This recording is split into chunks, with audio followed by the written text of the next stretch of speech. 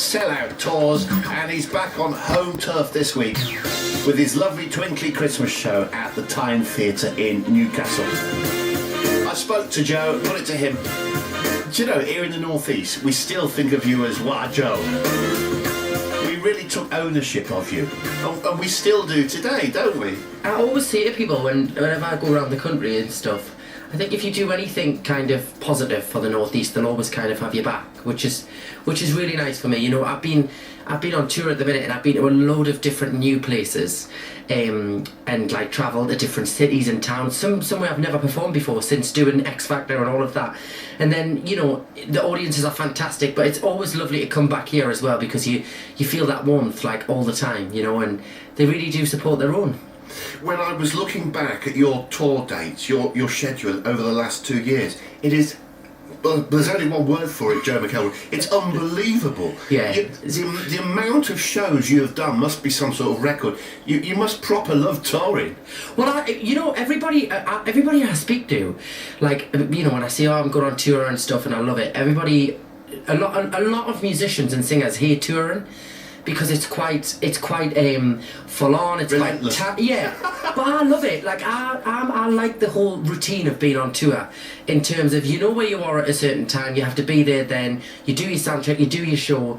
But I like that, and I love performing. So for me, it's a great buzz. But I mean, this year has been insane. Like the amount of shows we've done. By the time we're finishing on the 21st, we'll have done probably about 100 and... Hundreds? Yeah, I mean 110 shows probably this year. That's a lot, isn't it? Yeah, it is. It's like a world tour in the UK.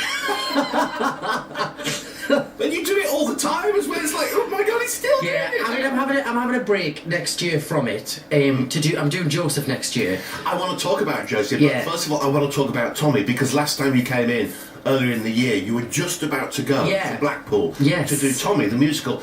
How was it? Was it a success? Did you enjoy it? It was amazing. You know, I think none of us really knew, because it hadn't been done for such a long time, we didn't know how people would react to it, but the feedback was amazing, the reviews were incredible.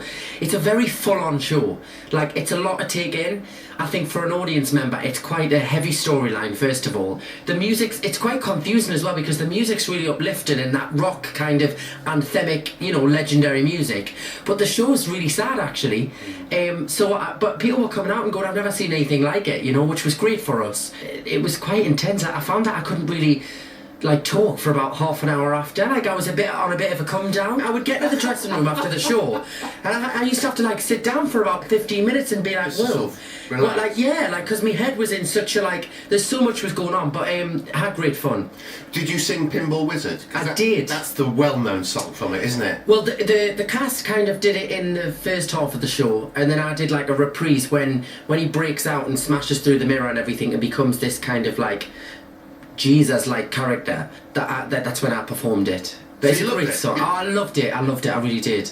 More with Joe McEldery after 3.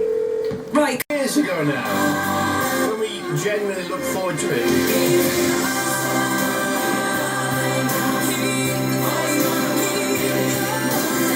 The winner, 2009, Joe McEldery is my guest at the moment. He's continued to work, as so many haven't, as I mentioned before. He's won countless reality TV shows, he's sold hundreds of thousands of records, his tours always sell out. His Christmas show is at the Tyne Theatre very soon in Newcastle. With all this show-bizzery going on, if that's not a word, it is now, show-bizzery, do you, Joe, have time for love? You know, is there someone special in your life? I mean, there's nobody special in my life at the minute. Today's probably, this week is probably the most time I've had off in about, probably since the summer. So I've had like 4 days off this week, which has been nice. Is that luxury, is it? A little bit. At the minute it is, but I don't mind it, because I'm one of these people where when I'm working, I kind of don't realise that I'm working because I'm enjoying it. And then somebody has to say, right, you really need to go and take a break now.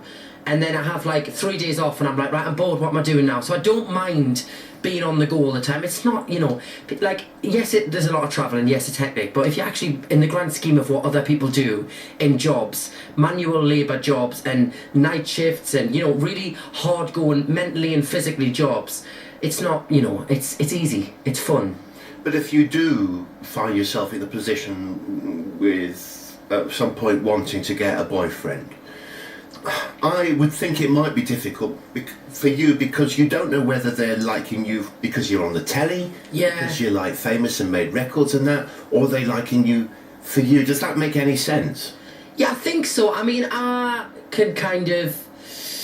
Somebody would have to be a very good liar, I think, now to kind of get around that, because you can normally tell by, you know, if you're on a date with somebody and they start asking certain questions. Like, what was this? What was it like being on X Factor? Then you're going to be like, how much really... money have you got in the bank? Yeah, you know, you're going to be like, really, like, you know, come on, it's not an interview, do you know what I mean? Like, no, but you know what I mean. So you can kind of tell. You've worked it out, haven't you? You've worked it out. So it's good for you. Good for you, and I hope you do find happiness because you deserve it. But you're so busy, aren't you? Yeah. I've not looked at X Factor this year. Do you keep up with it, or has it lost its shine now? Do you think? The thing I have with this show is I have a very huge amount of appreciation to all the people that work on that show and the show itself. You know, everything that I've done since being on that show is a stepping stone because of the platform that I was given from that show. So I would never ever be one of these people that would sit there and slag it off and be like, it's no, I know, you've never done that. Do you know what I mean? And I've always made a point of that because everybody always kind of tries to, well, wants everybody to kind of jump on the bandwagon and slag it off. But I've never been about that.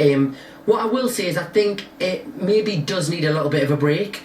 Like, and you know, just there's loads of TV shows. Sometimes they go away for a year and a half. Create that excitement for them coming back, and people want them back. I think maybe that's what it is. And I also think that people are viewing it now with a bit more knowledge of the industry, and I think they have seen what happens to past people who have been a part of the show, and I think they think, well, why are we voting for that person? Because then you don't spend enough time on that person and you spend it on this person. So they kind of have kind of worked out the format a little bit, and I think that's partly the problem. Definitely right. I agree. Listen, we'll have more with Joe McEldery later in the week. You're listening to BBC Newcastle.